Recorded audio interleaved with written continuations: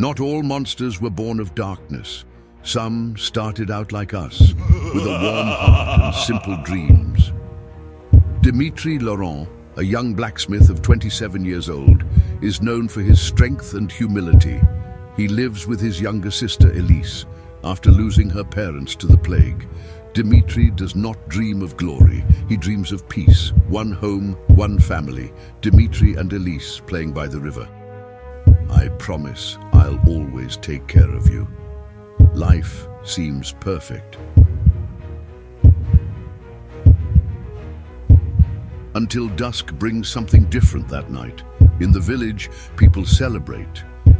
Dimitri sees Sophia, the mayor's daughter, with whom he has been exchanging glances for months. When he finally finds the courage to approach, screams echo in the night. Narrator: the darkness does not ask permission to enter, it just comes. An ancient vampire, Cassiel, appears in the crowd. Dimitri's eyes widen as he sees his sister being taken away.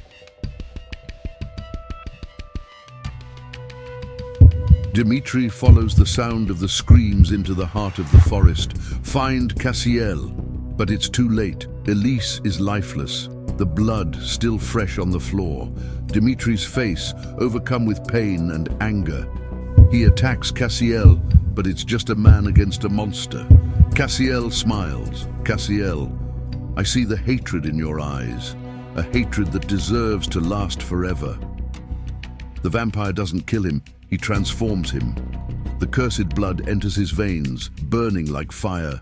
Dimitri Desperta. The darkness seems more alive. Their senses are superhuman, but there is something wrong. The smell of human blood attracts him. Dimitri looking at himself in the reflection of the water. His eyes now glow with a red hue. He is no longer human. Dimitri wanders from city to city, trying not to kill, but failing countless times. Each life he takes is another weight on his conscience. The memories with Elise. You're better than that, Dimitri. He hears her voice, even in silence. Dimitri encounters a clan of vampires. They live without remorse, embracing the curse as a gift. Dimitri refuses to be part of it. Dimitri, I'm not like you, clan leader. Oh, but it is. Haven't you figured it out yet? Dimitri in tears after taking another life. He begins to doubt his own humanity. Dimitri begins to hunt other vampires as if killing monsters makes him less monstrous. But each battle makes it darker. The line between hero and villain begins to blur.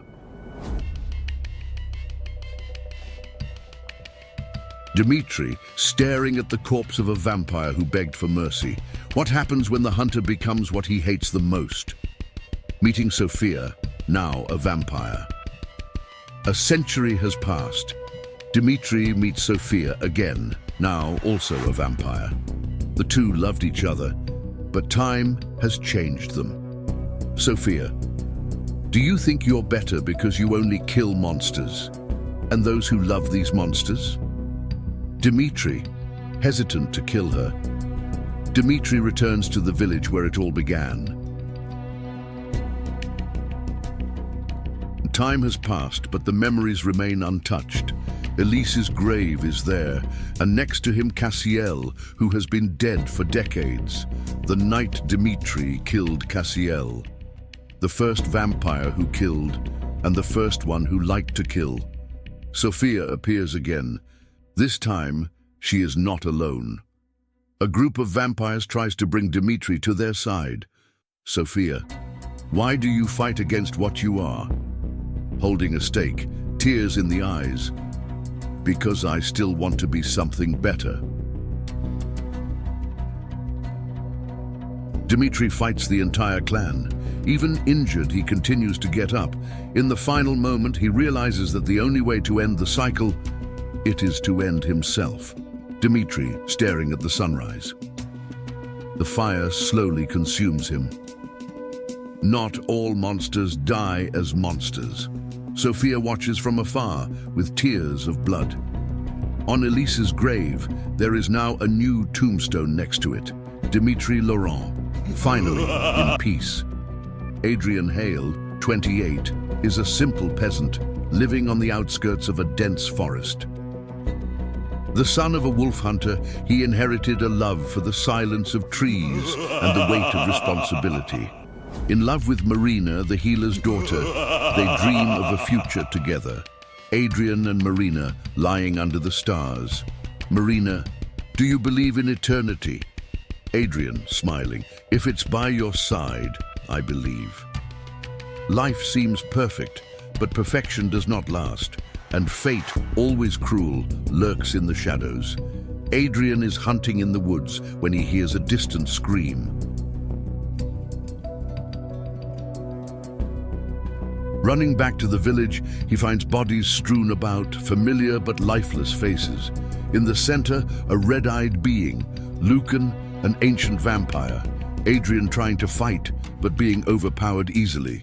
Lucan laughs.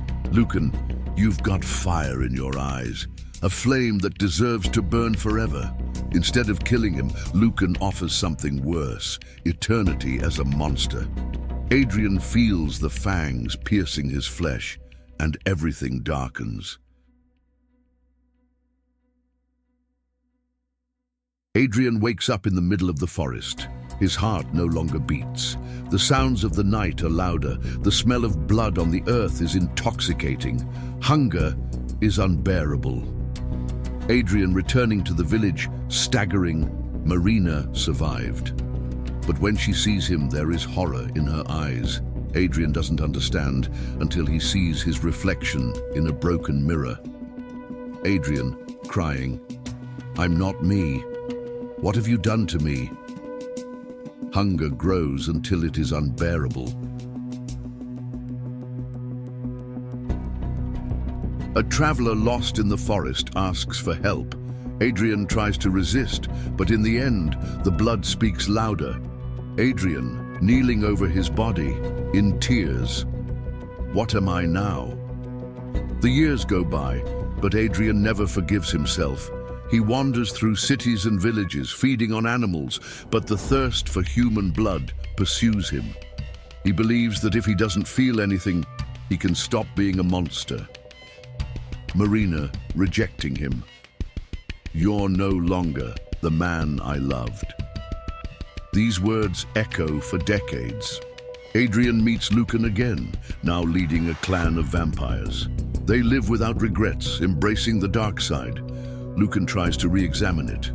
Lucan, why resist what you are? He is no longer a man. It never was. Adrian, if I give up, I'm nothing.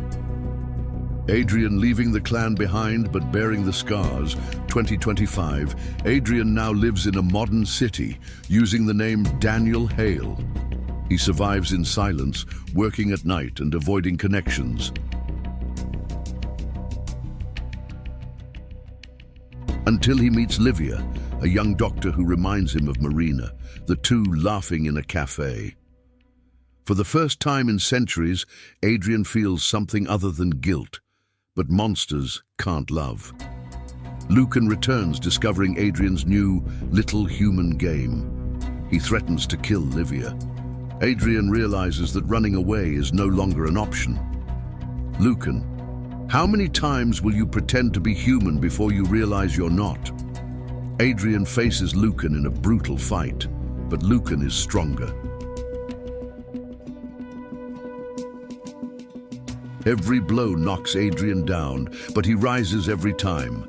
Elise, Marina, and their victims. He realizes that he doesn't have to be perfect, only better than it was yesterday. To defeat Lucan, Adrian must sacrifice his own life. He lures Lucan into the sunrise, holding him until they both burn. Adrian at peace for the first time in centuries. Sometimes the only way to live, it is to die as a man. Livia finds a diary left by Adrian telling her story. Monsters are not born monsters. We choose what we become, she whispers. You were more human than any of us. Adrian in a field of flowers in peace. In the afterlife, Adrian sees Marina and finally smiles.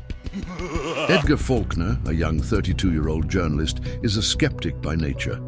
A crime investigator, he spends nights studying the unexplained deaths that plague the city.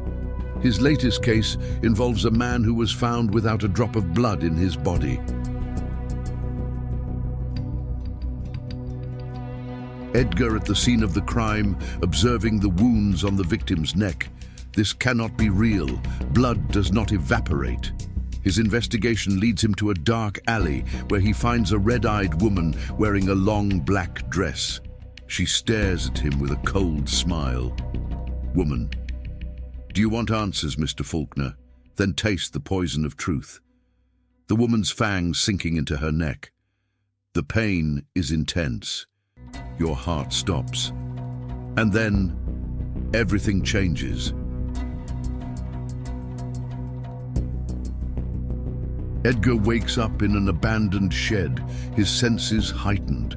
The light is unbearable, the silence is deafening, and hunger is unbearable. Edgar smelling the blood in the veins of a nearby rat. His instinct overwhelms him. He grabs the animal and crushes it with his hands, drinking every drop. But it is not enough. On the streets of London, Edgar smells life pulsing in humans. Its creator, the woman in the alley, watches from afar. Woman, hunger will never cease, my dear. You just have to learn to appreciate it. Edgar attacking a man in the shadows, drinking his blood in despair and horror. Edgar discovers that he is not alone. He is led to a coven, a group of vampires who live in the shadows. Their leader, Mordecai, a vampire of almost 1,000 years, explains the rules. Mordecai walking among the newly created Mordecai. Humans are prey. You are the predator. Accept it or be destroyed. Edgar refuses to kill. Edgar still clings to his humanity. Try to survive with the blood of animals and criminals, but this is not enough. Edgar weakening, eyes sunken and bones visible under his pale skin. Edgar whispering to himself, I'd rather waste away than become a monster. Edgar approaches Catherine, a human, the daughter of a doctor who investigates the strange murders. He wants to protect her, but he also desires her blood more than anything. Edgar watching Catherine sleep, or pulse of her pulsing hypnotically. His body trembles with desire and hunger. One night he loses control and bites Catherine, but he manages to stop before killing her. She wakes up and sees the blood on his lips. Catherine, crying, You? Are you one of them? Edgar, kneeling. I don't want to be. Mordecai discovers Edgar's weakness. The leader of the coven discovers that Edgar has fallen in love with a human. This is unforgivable. Holding Catherine by the neck in front of Edgar, Mordecai, or you turn it, or I'll kill her. Edgar against his creator. Edgar confronts Mordecai to save Catherine. The battle is intense, bloody and brutal. Edgar ripping Mordecai's heart out with his bare hands, but the price is too high. Catherine is weak, a lot of blood lost. Edgar has a terrible choice. Turn her into a vampire and condemn her to his curse. Let her die as a human. Edgar, whispering, I never meant that for you. And he decides to let her go. Centuries pass. Edgar wanders the world darker than ever. He killed the leader of his clan, but he never escaped his curse. Edgar observing a happy couple hiding in the shadows. In a modern city, 2025, a journalist begins to investigate strange deaths. Your name? Catherine Belmont, as Catherine Belmont, descendant of his lost beloved. Edgar realizes that fate pursues him. Edgar looking at Catherine Belmont from afar, a wistful smile on his lips. Eternity does not bring peace, just more impossible choices. Edgar disappearing into the shadows while the journalist writes about the dark predator. Did you like this plunge into darkness? Subscribe to the channel, turn on notifications, and share this video with those who love vampire stories. Until next time, in the shadows.